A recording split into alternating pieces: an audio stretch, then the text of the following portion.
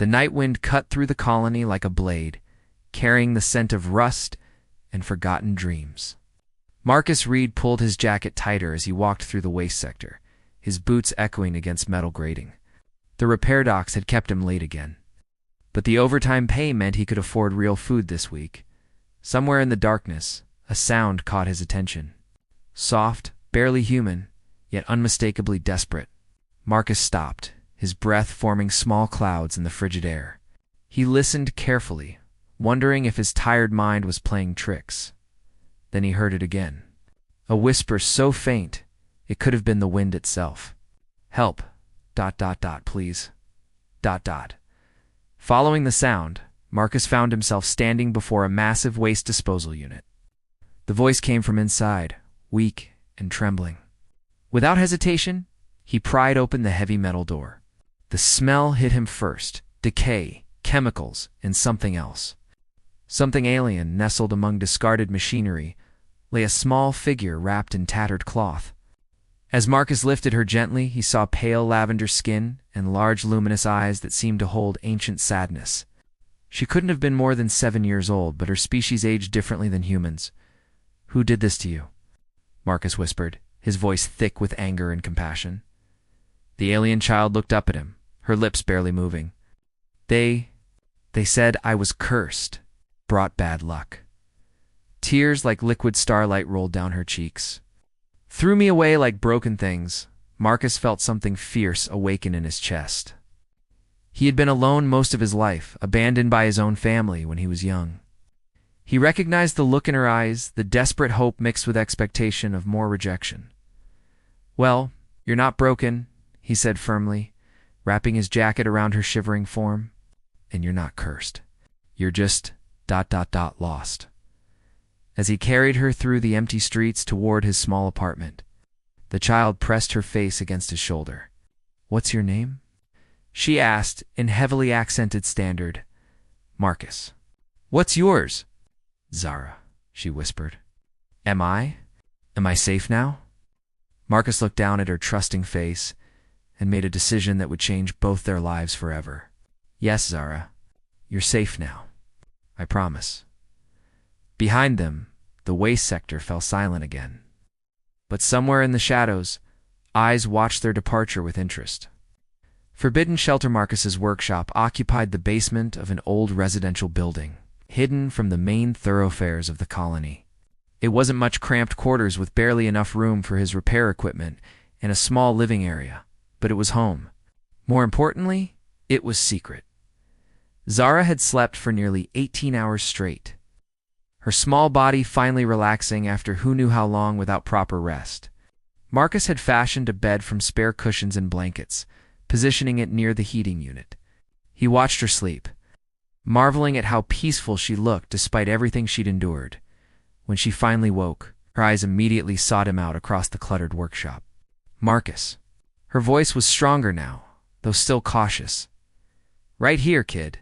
You hungry?" He had managed to find some protein bars and synthesized fruit, not fancy, but nutritious enough to help her recover. As Zara ate, Marcus noticed something unusual. Whenever she became emotional, the lights in his workshop would flicker. Not dramatically, just tiny variations in brightness that seemed to pulse with her heartbeat. He filed the observation away, focusing instead on making her comfortable. 3 days passed peacefully. Zara began to smile more, even laugh at Marcus's terrible jokes. She helped him organize tools, her small hands surprisingly deft with mechanical components. It felt natural, like she had always been there. Then came the knock at his door. Marcus immediately gestured for Zara to hide behind a stack of equipment crates. Through the security monitor, he saw Captain Helena Cross, her stern face framed by regulation's short blonde hair. She was one of the more reasonable patrol officers, but still dangerous. "Marcus Reed." Helena's voice carried authority even through the intercom. "Colonial Security. We need to ask you some questions." Heart pounding. Marcus activated the door lock and stepped outside, closing it firmly behind him. Helena studied his face with sharp green eyes. "We're investigating the disappearance of an alien." "Minor from the detention sector," she said, consulting her data pad. Witnesses saw someone matching your description near the waste disposal area 3 nights ago. Lots of people work late shifts, Kana Marcus replied, fighting to keep his voice steady.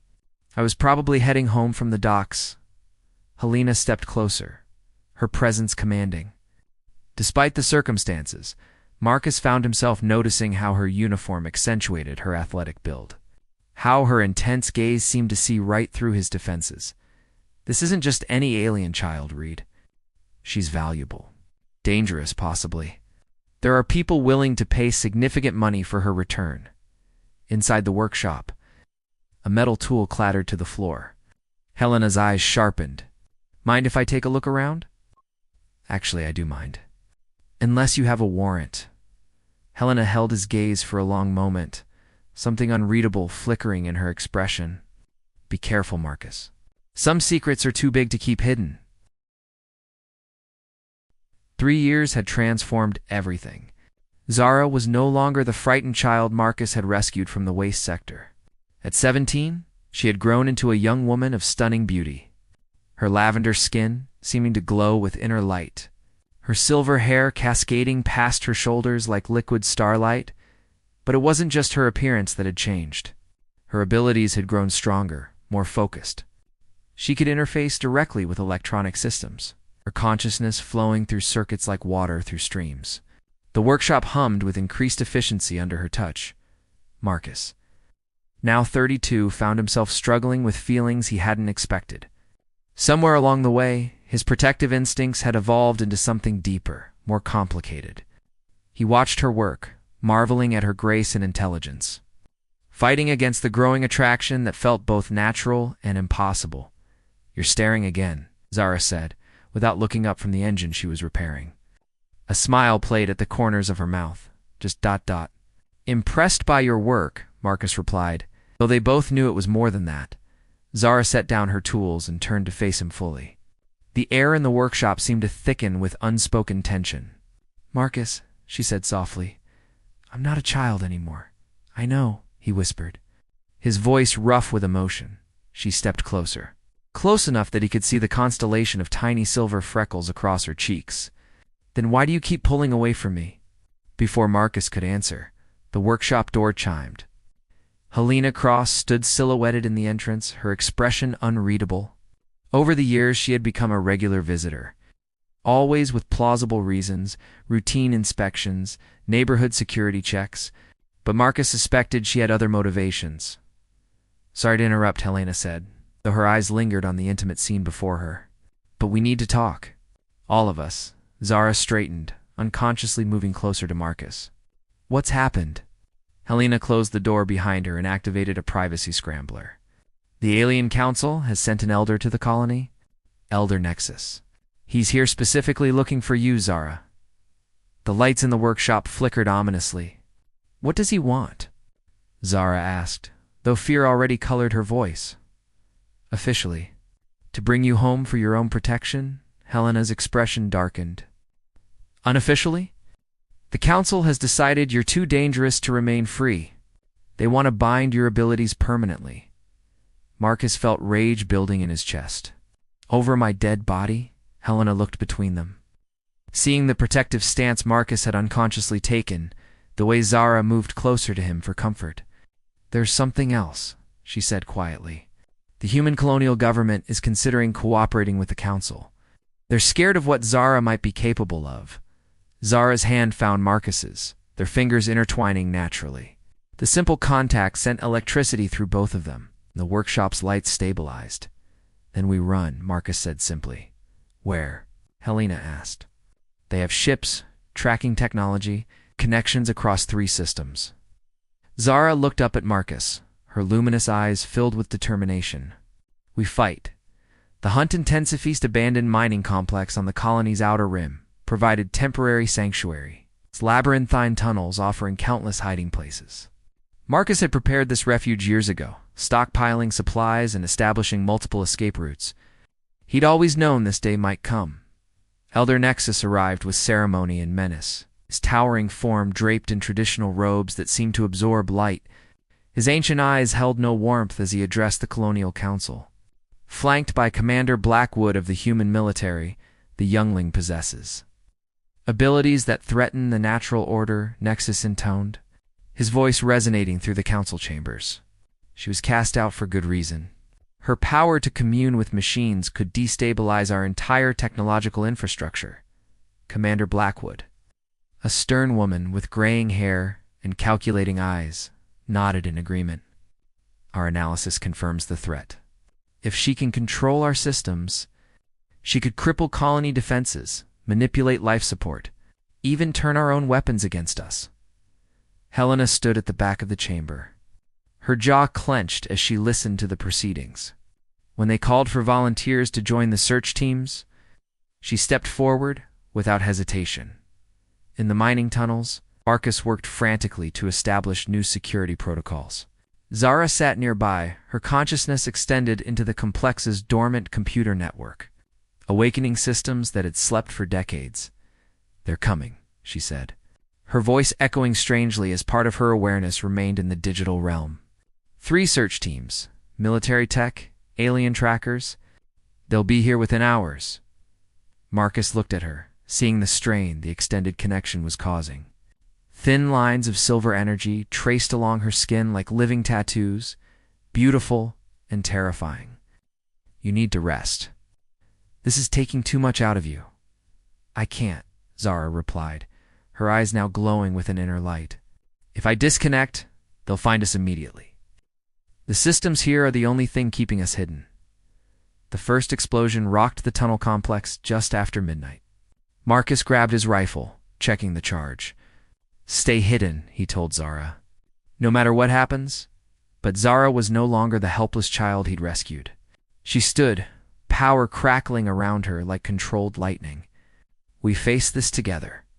Helena appeared at the tunnel entrance, her weapon drawn but not aimed at them. "You need to come with me now, before Nexus decides to simply collapse the entire complex." "Why should we trust you?" Marcus demanded, though his heart wanted desperately to believe in her. Helena holstered her weapon and stepped closer. "Because I've been watching you both for 3 years. I've seen how you care for each other, how you've built something beautiful in the middle of all this ugliness." Her voice softened. "And because I think I'm falling in love with both of you." The admission hung in the air like a challenge, changing everything once again. Outside, the sound of approaching vehicles grew louder. Nexus's voice boomed through amplifiers. "Surrender the abomination, and no harm will come to the humans sheltering her." Zara's power flared, and every electronic system in the complex responded to her call. "No more running," she declared. "No more hiding." The final confrontation erupted across the mining complex as Zara's power surged through every circuit, every wire, every connection within miles. Lights blazed to life throughout the facility, dormant machinery hummed back to consciousness, and the very air seemed to vibrate with energy.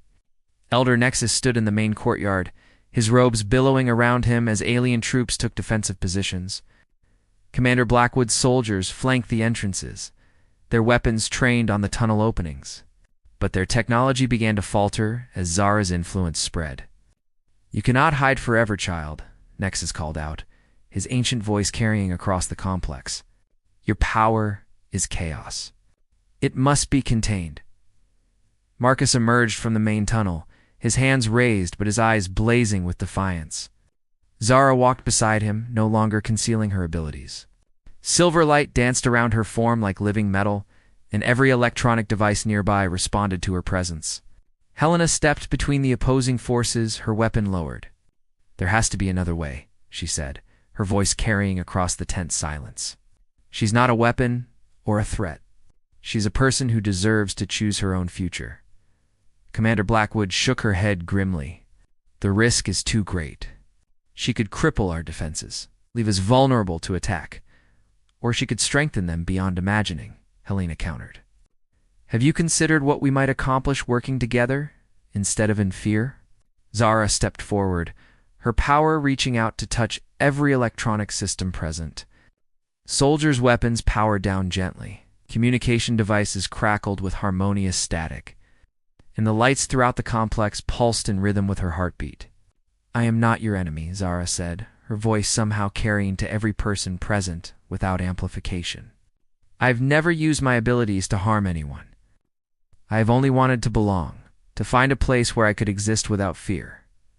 She turned to look at Marcus, love shining clearly in her luminous eyes. "This human found me broken and discarded. He gave me shelter, protection, kindness. He taught me that family isn't about blood or species. It's about choosing to care for someone no matter the cost." Marcus stepped closer, taking her hand without hesitation. The gesture was simple but profound. A human openly declaring his love for an alien in front of military forces and alien elders alike. And this human, Zara continued, looking at Helena, has spent years torn between duty and conscience. She could have turned me in at any time, but she chose to protect us instead. She taught me that courage sometimes means standing alone against overwhelming odds. Helena moved to stand with them, completing their triangle of connection. "I've watched you both for 3 years," she said, her voice steady despite the magnitude of the moment. "I've seen more humanity in this workshop than in all my years of military service." Elder Nexus raised his staff, alien energy beginning to gather around its crystalline tip. Enough sentiment. The child's power grows beyond control. It ends now. But as he prepared to strike, something extraordinary happened. Every human soldier present laid down their weapons. One by one, they stepped away from their positions, choosing conscience over orders. Even some of the alien troops hesitated, uncertainty flickering in their ancient eyes. Zara's power reached out, not to control or coerce, but to connect. For a brief moment, every person present felt what she felt, the longing for acceptance, the fear of rejection, the desperate hope for understanding. They experienced her love for Marcus and Helena, her gratitude for their sacrifice, her dream of a future where different species could coexist in harmony. Commander Blackwood lowered her weapon, tears streaming down her weathered face. "Stand down," she ordered her troops. "All units, stand down." Even Elder Nexus paused, his ancient certainty shaken by the depth of emotion he had experienced. Marcus squeezed Zara's hand and looked out at the assembled forces. "This is what humanity offers," he said simply. "Not conquest or domination, but the choice to be better than our fears." In the end, love proved stronger than protocol, stronger than ancient prejudices, stronger than the fear of the unknown. The colony became the first human settlement to officially welcome alien refugees, with Zara serving as a bridge between species and Helena, leading a new joint security force. And in a small workshop in the lower sector, 3 hearts beat as one, proving that family could transcend every boundary the universe might devise. The stars above bore witness to their triumph, and humanity took another step toward its destiny among the cosmos.